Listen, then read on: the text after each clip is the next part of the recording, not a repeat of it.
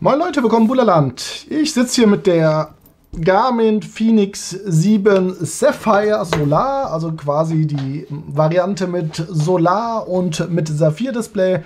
Und ich habe die jetzt einige Wochen im Einsatz gehabt und es wird mal so Zeit für das abschließende Fazit. Was war gut, was war schlecht und ja, wie war so das Gesamturteil? Und ich bin noch ein bisschen heiser, deswegen trinke ich auch immer wieder ein bisschen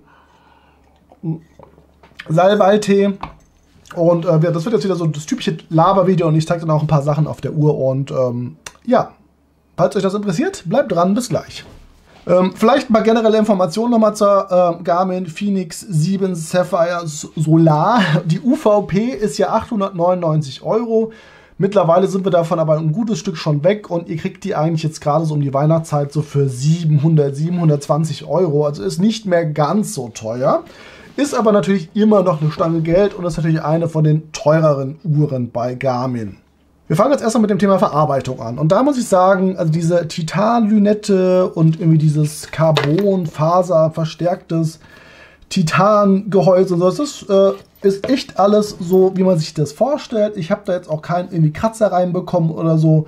Auch das Display ist immer noch tippitoppi, keine Kratzer da drin. Das Einzige, was einem vielleicht ein bisschen auffällt, ist, wenn man hier so im öfters drüber geht, die Kanten kommen einem natürlich nicht ganz so weich vor. Ja, das kommt manchmal so ein bisschen, ich will nicht sagen scharf, aber ein bisschen kantig vor. Aber das ist auch wieder so, ich sag mal, sehr, sehr subjektiv. Dafür hat man natürlich die Knöpfe hier an der Seite, die alle einen sehr guten Druckpunkt haben und die man auch wirklich auch blind erfühlen kann. Nicht so wie bei der Pixel Watch, diese eine Taste. Also insofern, das ist das, was man von so einer Garmin Fenix 7 sich vorstellt. Das ist ja, wie gesagt, Outdoor, Smartwatch, ne? Bevor wir nachher wieder die Diskussion haben, ob das jetzt eine Outdoor-Uhr ist oder eine Smartwatch ist. Aber wie gesagt, das ist alles sehr wertig und sehr robust und diese Bänder kann man natürlich auch relativ einfach und unkompliziert austauschen, wenn man das möchte. Das sind, glaube ich, 22 mm Bänder. Also da ist für jeden was dabei. Fangen wir mal mit dem Herzstück an und das ist das Display. Und ihr seht es jetzt hier, es ist noch relativ dunkel. Und es ist ja auch irgendwie kein AMOLED-Display oder LCD oder was auch immer, sondern es ist ja dieses Memory in Pixel Display. Und deswegen ist es normalerweise, es reflektiert quasi das Licht und deswegen kann man das auch draußen bei großer Sonnenbestrahlung gut ablesen. Wenn es dunkel ist, sieht es natürlich eher mau ist, aber dafür gibt es ja hier oben die Light-Taste und die kann man dann drücken und dann kann man das auch nachts oder bei schlechten Lichtverhältnissen sehen. Und ihr seht schon, also das Display ist ausreichend hell, wenn man die Lichttaste drückt. Es ist jetzt natürlich nicht so die super hochauflösende, wie man das jetzt von irgendwelchen anderen AMOLED-Uhren kennt oder sowas, aber es macht das, was es will. Ihr habt ausreichend Watchfaces und sowas, mit denen ihr verschiedene Informationen anzeigen könnt und so weiter. Also insofern vollkommen ausreichend. An der Stelle der Hinweis, falls ihr ein AMOLED-Display haben wollt, dann müsst ihr zur Garmin Epix-Reihe greifen. Das ist quasi eine Fenix 7, nur nochmal ein bisschen hochwertiger und halt mit diesem AMOLED-Display. Aber im Gegenzug dafür müsst ihr natürlich wiederum Abstriche bei der Akkulaufzeit machen. Kommen wir zum Thema Akkulaufzeit. Garmin gibt ja hier im Smartwatch-Modus rund 18 Tage an. Die haben ja immer so eine Anzeige, wie viel mit Smartwatch-Modus und wie viel dann mit der Solarnutzung. Na, da setzen sie voraus, dass man eine gewisse Zeit in der Sonne ist oder sowas. Jetzt haben wir Dezember, das mit der Sonne und Solarintensität ist ein bisschen mau. Ich konnte 2 Tage hatte ich, wo Sonne da war. Einen Tag war es richtig schön sonnig, da konnte ich das richtig intensiv testen. Aber so viel sei gesagt. Wenn ihr das Ding ungefähr eine Stunde bei voller Solarintensität nutzt, ja, dann habt ihr quasi schon, ja, nicht ganz einen Tag Akkulaufzeit gewonnen, aber schon, es geht schon so in die Richtung.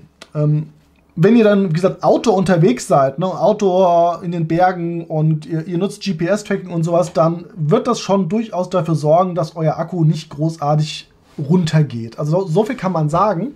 Trotzdem, diese 18 Tage habe ich nicht im Entferntesten geschafft. Also zu meinen Settings so viel. Ich habe ja dauerhafte Pulsmessung aktiviert. Die Benachrichtigung habe ich so auf so ein Minimum reduziert, wie bei allen meinen Smartwatches. Und ansonsten Blutsauerstoff hatte ich anfangs mal kurzzeitig an in der ersten Akkuladung. Bei der zweiten Akkuladung hatte ich es ausgestellt. Und ihr könnt auch prinzipiell einstellen, ob ihr das dann auch nur noch nachts laufen lassen wollt oder komplett deaktivieren wollt. Bei dauerhafter Pulsmessung und mit Blutsauerstoff an bin ich auf maximal 10 Tage gekommen. Jetzt habe ich gerade wieder Blutsauerstoff aus. Ihr seht hier, da zeigt er mir noch 5 Tage an. Ich habe das Ding jetzt seit 10 Tagen im Einsatz. 5 Tage wird es nicht mehr halten. Wir sind jetzt bei 25%, also 2 Tage geht es mindestens noch, bevor das Ding dann quasi rot wird und aufgeladen werden möchte.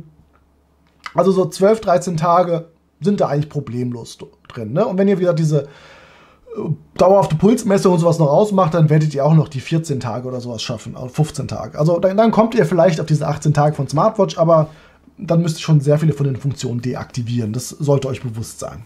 Kommen wir zum Thema Schrittzähler. Und das ist vielleicht auch eine ganz interessante Geschichte. Ich habe ja parallel meine Samsung Galaxy Watch 5 Pro genutzt und ich war auch jetzt in den letzten Wochen auch mal in Hamburg, wo ich auch wirklich viele Schritte gelaufen bin. Also an einem Tag waren es, glaube ich, irgendwie 25.000. Und interessanterweise, ich hatte links die eine Uhr, rechts die andere Uhr und ich habe das immer wieder getauscht. Und die beiden haben sich nicht viel gegeben. Also das war vielleicht so viel, die Garmin Fenix 7 hatte immer ein paar Schritte mehr als die Samsung Galaxy Watch.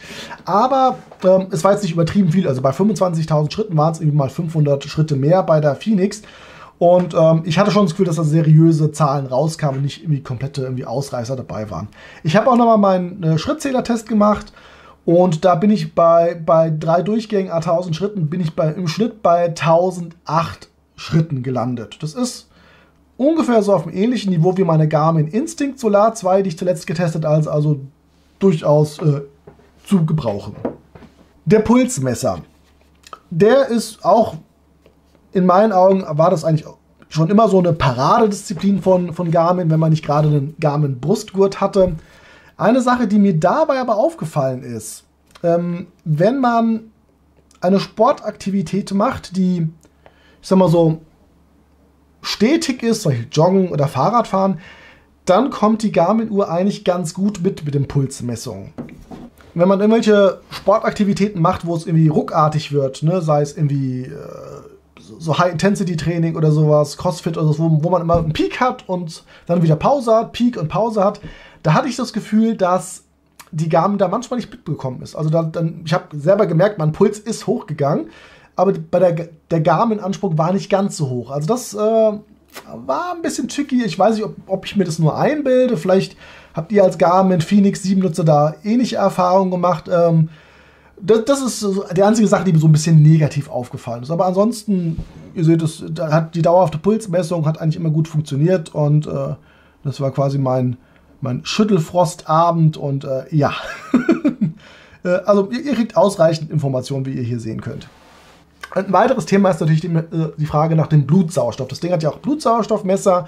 Wie gesagt, kann man dauerhaft anstellen, kann man nur nachts beim Schlafen anstellen. Und bei den Tests, die ich gemacht habe, auch mit so einem Finger-Blutsauerstoffmesser, da waren es eigentlich immer so 1-2% weniger als das, was man quasi, also 1-2, ja doch Prozent, als das, was der Blutsauerstoffmesser angezeigt hat. Also man kann damit arbeiten, immerhin waren da jetzt keine riesen Ausreißer dabei, dass da irgendwie mal 90 angezeigt wurden oder 88 oder sowas. Also insofern, ich glaube, mit dem Blutsauerstoffmesser kann man durchaus arbeiten. Ansonsten eine Sache, die ich bei Garmin eigentlich sehr schön finde, die haben ja so verschiedene Funktionen auf ihrer Uhr, die euch so ein bisschen ermöglichen sollen, so wie trainingsbereit bin ich, ne, muss ich mich erholen und so. Da seht ihr, gibt es verschiedene Sachen, da gibt es auch immer Vorschläge, die Uhr macht. Und was ich immer ganz cool finde, ist zum Beispiel die Body Battery, die zeigt dann immer an, wie gut ihr euch erholt habt, so in Verbindung mit dem Stress und so. Ich habe nur quasi jetzt in den letzten 7 Tagen, normalerweise, ne, ihr schlaft, dann erholt sich die Body Battery, dann habt ihr den Tag über, dann erholt sie sich.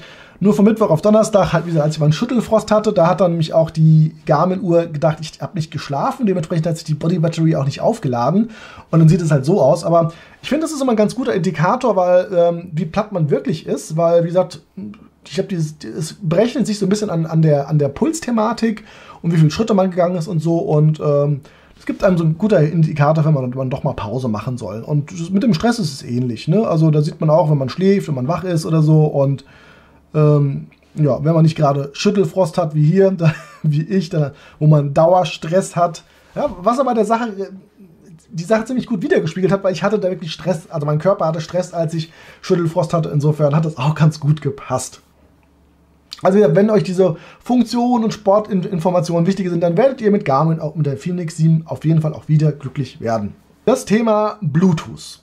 Also ich habe, wie gesagt, teilweise immer 2 Smartwatches genutzt gehabt und ich muss sagen, die Bluetooth-Verbindung war eigentlich immer stabil und gerade wenn ich mal aus der Reichweite gegangen bin, ne, wenn ich mal, mein Smartphone lag im Bett, ich bin quasi auf der anderen Seite vom Haus im Keller gewesen, dann hat die aber auch relativ schnell immer reagiert und hat auch gesagt, ja, Verbindung ist getrennt. Und wenn ich wieder in der Reichweite war, war die Verbindung auch sofort wieder da. Also das kann man sich nicht beklagen und von der Reichweite her, wie gesagt, wenn man nicht das extreme Beispiel nimmt und an jedem Ende vom Haus war, war die Verbindung eigentlich auch immer da.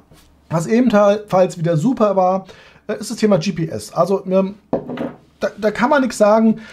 Garmin kann GPS, die machen ja nicht umsonst GPS-Geräte und ihr habt ja natürlich auch wieder so eine schöne Anzeige, wenn ihr eure Aktivitäten macht, wo auch wieder alles schön angezeigt wird, wo ihr lang gelaufen seid, was für Peaks ihr hattet und so, die Durchschnittsinformationen, die Pace-Time und so weiter und so fort. Also in Verbindung mit einem sauberen GPS-Signal, das sofort da ist, wenn man starten will, kann man mit der Garmin Fenix 7 definitiv nichts falsch machen. Das Thema Schlaftracking, das ist so eine Sache. Prinzipiell würde ich sagen, das Schlaftracking funktioniert. Ich habe natürlich jetzt nicht überprüft, ob ich jetzt in einer Tiefschlafphase oder in einer leichten Schlafphase bin. Es erkennt auf jeden Fall ziemlich gut, wenn man wach ist oder nicht wach ist. Was mir aber aufgefallen ist, weil ich habe es ja meistens immer so getestet, ich mache ein Foto von meiner Uhrzeit, wenn ich schlafen gehe und ich mache ein Foto von der Uhrzeit, wenn ich wieder aufstehe. Und mir ist aufgefallen, die Garmin Fenix 7 hat immer so ein bisschen ein Problem gehabt, zu realisieren, wann ich aufwache und wann ich einschlafe. Das hat immer so eine Verzögerung von 10 bis 15 Minuten gehabt. Dann wurde es auch sauber getrackt, aber immer dieses, wann bin ich jetzt wirklich eingeschlafen und wann bin ich wirklich aufgewacht, da gab es immer ein bisschen Verzögerung. Kommen wir zum Thema Steuerung und Software. Und die meisten Garmin-Uhren sind ja eigentlich identisch. Die geben sich gar nichts. Das Betriebssystem ist das gleiche, egal was für eine Garmin-Uhr ihr habt. Und es ist immer dasselbe System, dass ihr quasi hier diese Widgets habt, die ihr dann nutzen könnt und wo ihr dann quasi durchscrollen könnt. Ihr könnt, wie gesagt, bei der Garmin Fenix ja auch, wie gesagt, das Touch-Display benutzen. Aber auch hier seht ihr natürlich, die hangelt sich wieder an diesen Menüpunkten lang. Ne? Also ihr habt jetzt zwar ein Touch-Display, aber halt, wie gesagt, nur so eingeschränkt. Ich muss sagen, im Alltag habe ich das Touch-Display immer wieder mal benutzt, aber ich habe mich auch immer wieder dabei erwischt, einfach die Tasten zu benutzen. Weil man gewöhnt sich einfach mit der Zeit irgendwie dran. Was mir hier aufgefallen ist, Wetter hat manchmal ein bisschen Probleme gemacht, die Wetterdaten zu synchronisieren, gerade wenn man die Garmin Connect App auf seinem Smartphone nicht offen hatte. Dann hat das Ding keine Daten bekommen. Da musste man sie starten und dann sind auch wieder Wetterdaten angekommen. Aber unabhängig davon, es hat eigentlich alles sehr zuverlässig funktioniert und man gewöhnt sich dran. Ihr müsst dann einfach selber entscheiden, ob ihr eher Team Touch Display oder Team Buttons seid, aber ihr könnt halt quasi, wie gesagt, mit den Buttons eigentlich genauso gut alles machen, was das Touch-Display auch kann. Und ich persönlich finde das eigentlich ein ganz, ganz schöner Ansatz. Man hat hier alle Informationen gleich auf einen Blick, ohne dass man da jedes Mal in diese einzelnen Widgets reingehen muss. Und wenn man doch mehr Informationen will, dann geht man halt einfach rein und dann kann man hier dann quasi noch mehr Informationen abrufen und so Sachen. Und hier zum Beispiel von der letzten Aktivität kriegt man hier ziemlich genaue Daten und so weiter. Also das ist eigentlich ganz nett und das Einzige, was halt wie gesagt noch so ein Manko ist bei Garmin, sie haben zwar diesen Connect IQ Store, aber in meinen Augen fehlen da glaube ich immer noch so richtige Smartwatch-Apps. Für Fitness-Themen findet man ziemlich viele Apps, aber für Smartwatches, ne, also ich zeichne meine Bring-Einkaufs-App, gibt es da leider noch nicht. Jetzt habe ich das Ding intensiv getestet. Wie gesagt, die Solarfunktion, die mir ja eigentlich sehr wichtig ist, die konnte ich jetzt nicht so intensiv testen, aber sie ist durchaus da und zu gebrauchen. Für wen lohnt sich diese Uhr denn wirklich? Und einmal für Leute, die nicht gerne ihre Akkus aufladen, weil wie gesagt, eure 10, 12 Tage werdet ihr auf jeden Fall damit haben. Leute, die wirklich viel unterwegs sind im Outdoor-Bereich, die werden damit ihren Spaß haben, weil wie gesagt, die ist robust, ne? Die hat auch mal eine Gartenarbeit überstanden ohne Kratzer und ihr habt, wie gesagt, in Sachen Aktivitäten habt ihr ein riesiges Sammelsurium an verschiedenen Funktionen, die ihr nutzen könnt, von Tauchen über Klettern, Bouldern, gibt es alles bei Garmin und für die Leute, also wirklich, wenn euch Fitness wichtiger ist als Smartwatch, dann definitiv, wenn ihr sagt, ja, ich habe gern Fitness in so ein bisschen Smartwatch, dann kann man das auch noch gebrauchen, ne, weil man hat immer noch dieses Touch-Display-Feeling, was man bei einer Smartwatch normalerweise hat. Wenn ihr wirklich auf der Suche nach einer reinen Smartwatch seid, dann braucht ihr keine Phoenix 7, dann kauft euch vielleicht, wenn ihr eine Garmin haben wollt, zum Beispiel die Venue 2 oder Venue 2 Plus. Das ist ja quasi so das Äquivalent von einer Smartwatch. Ihr habt natürlich dasselbe Betriebssystem und dieselben Funktionen und sowas, aber trotzdem habt ihr dort eher das Smartwatch-Feeling, weil dann auch quasi diese ganzen Tasten nicht da sind und so und es dann eher schlanker und schlicht gehalten ist.